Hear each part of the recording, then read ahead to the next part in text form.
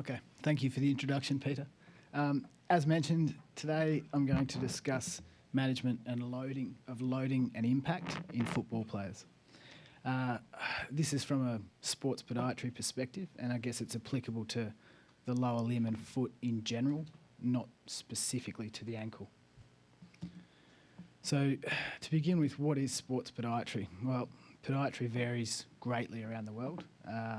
Here at Aspetar, we primarily focus on the way the foot interacts with the ground, and we try and consider the loads and forces that the lower limb encounters and has to contend with during high-impact sporting activities such as football. As you're aware, football is a multi-directional activity characterised by repeated intervals of high-intensity activity and separated by short bouts of recovery. Each player, regardless of their position, except for maybe the goalkeeper, will be constantly accelerating, decelerating, changing direction, jumping, landing and accelerating again. As a podiatrist, we have to, aid in the management of lower limb overuse injuries by considering all these impact forces and assessing and modifying biomechanical and neuromuscular factors that may be contributing to the injuries. Before we get into discussing, how we modify impact and loading, I think we probably should go over how the body itself deals with impact and uses this for energy. A really simple and elegant way that's been used recently in the literature to describe this process is called the spring mass model. Now, this is a simple model that basically shows a central weight representing the centre of mass, which sits proximal to a spring, which represents the lower limb. Now, in the first part of stance, so from heel strike to mid stance, we see the centre of mass moving downwards and the spring is compressing. Now, this phase represents the energy absorption phase, and we usually see this through lengthening of the muscle tendon units of the plantar flexors, as well as the intrinsic foot muscles as well. So the muscles lengthen and that absorbs the energy. In the second phase, we see the spring recoil, and that projects the centre of mass upwards and forwards. And this is how the energy is used to progress our centre of mass forwards.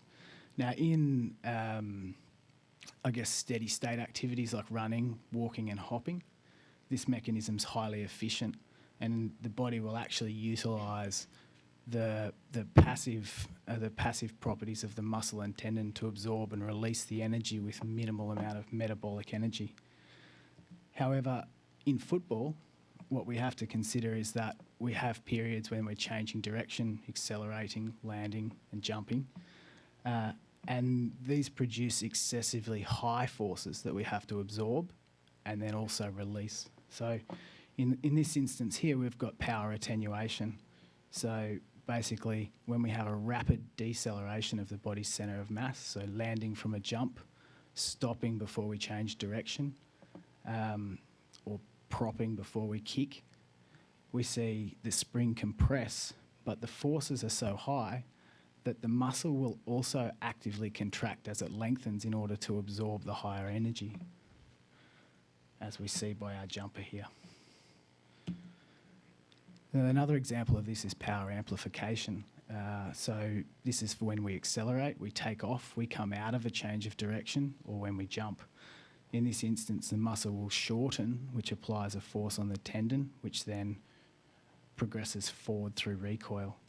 An interesting thing here that the body can do is if the elastic recoil in the tendon is faster than the force applied to the muscle, then we can amplify small amounts of force from the muscle and release them really quickly into a rapid change of direction. Now, these last two examples are quite metabolically expensive, and they can tend to be where things go wrong in the system. So what affects our leg spring function? Of course, the external environment can affect the stiffness of our limbs, whether the surface is particularly hard or firm, whether the footwear is appropriate for the shape of the foot, and also whether the footwear is appropriate for the surface. Environmental factors such as heat and altitude can also affect the stiffness of our legs. Some of the passive internal factors that affect it are, I guess, muscle and tendon stiffness and joint stiffness as well.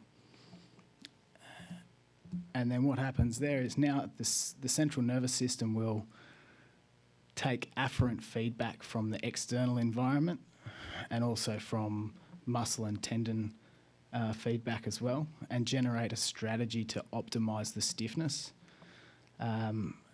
It'll optimise the stiffness with the aim, I guess, of reducing metabolic cost, maintaining efficiency and reducing risk of harm or injury. So what will happen here is basically the body will activate muscles accordingly to what it receives from its afferent feedback. So external factors that might affect optimal leg stiffness that can cause injury will be obviously the fit of footwear, but probably more likely the surface characteristics, so the type of grass they're playing on, how hard is the playing ground. Increased joint stiffness will also lead to risk of injury. This is because when we have too much stiffness, it's difficult to absorb energy, and then this energy will then be, I guess, transferred to proximal or distal joints and also to bony structures, and then that's when we see risk of bony injuries such as stress fractures. Increased compliance, I guess, or too much flexibility of movement makes it difficult for the body to return energy via elastic recoil. There's increased demand on the neuromuscular system to control our movement, so the central nervous system will actually pre-activate our muscles increasingly, and we see more load on the muscle because they have to perform more mechanical work, and this is where we potentially see overuse injuries to muscles and other passive soft tissue structures. Something else in football that we need to consider is the effect of fatigue as well. The longer we perform an activity, the more difficult it is to sustain it. Central factors including when we get central fatigue, the body or the central nervous system is unable, I guess, to effectively process the afferent feedback and convert that into commands to program our movement. And peripheral fatigue will also limit the ability of the muscles to generate the amount of work they need to do in order to maintain our movements. So what can we do to help? I guess the most obvious thing here is strength and conditioning training, and that's done exceptionally well by our physiotherapists and strength and conditioning coaches. We can all give footwear advice to make sure that people are wearing the appropriate shoes for their surfaces and also for the shape of their foot. And as sports podiatrists, I guess the number one tool in our armour here is using foot orthotics to, I guess, alter the loading demands within the shoe. So I'm just going to go back to these injury mechanisms and look at the type of injury mechanism and then how it's best to approach that. When we see increased joint stiffness, the inability to absorb energy and the risk of bony injury, I think this is probably an area where the physical therapy is of most benefit, and we see, I guess, strategies to increase joint range of motion and reduce joint stiffness, and reducing muscle tendon stiffness is going to be the best way to help the body cope with those forces. On the other hand, when we see increased compliance or too much movement, this is probably where, as a podiatrist, I think we can be of most benefit. So how do orthotics work? I'm sure everybody will know what an orthotic is, so if you don't, it's an in-shoe supportive device. Traditionally, we thought that they aligned the foot, increased medial arch height and allowed for a neutral foot function.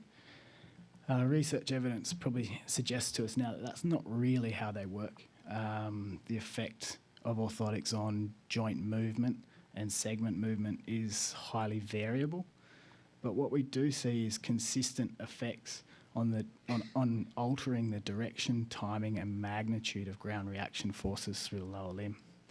And then if we're altering those ground reaction forces, we're also able to alter joint moments, and we can design our orthotics specifically with the aim of altering forces in certain directions through the lower limb joints.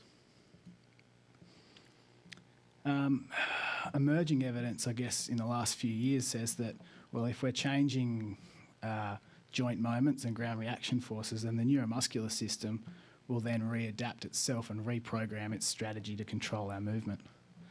So we can actually design our orthotics with the aim of reducing loading on particular muscles.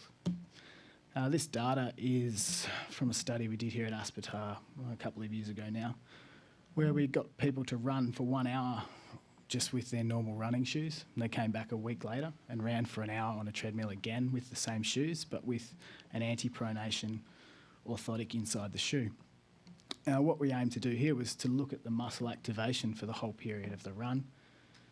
Each dot on the graph represents a time point. The blue is foot orthotics and the red is without orthotics. And we can see for gastrocnemius and vastus medialis that we've significantly reduced the amount of muscle activity in all subjects for the duration of the run.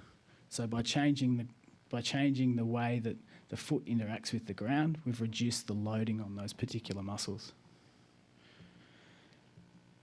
Now, if we can reduce the load on a muscle over a prolonged period of exercise, then it's possible that we can reduce fatigue in that structure as well and allow that muscle to be able to absorb and generate force more effectively for longer periods. This data is again from the same study. This is a torque recruitment curve from a maximal ankle isometric plantar flexion. The full line in the red is prior to running in the control condition, and the dotted red line is after running in the control condition. And same on this side except for the orthotics. Now, if we look at the difference where the circle is, we look at the difference in the rate of force production prior to and after in the control. That's a 33% decline in the rate at which we can generate force in our ankle plantar flexors. And when we do the same thing with the orthotics, we only have a 6% decline. So what this tells us is by reducing the load on a muscle over a prolonged period of activity, we can actually reduce the level of fatigue and allow that muscle to be able to generate force more rapidly for longer periods of time. My last slide is probably the most special challenge we have here on a daily basis, and that's fitting a size 12 foot into a size 7 football boot. So we can go and make our orthotics and have exceptional features and great grand plans to do things. And then the reality of trying to fit it in the football boot with a shoe is always quite difficult. So I think footwear is also one of the most key things with our players. Thank you.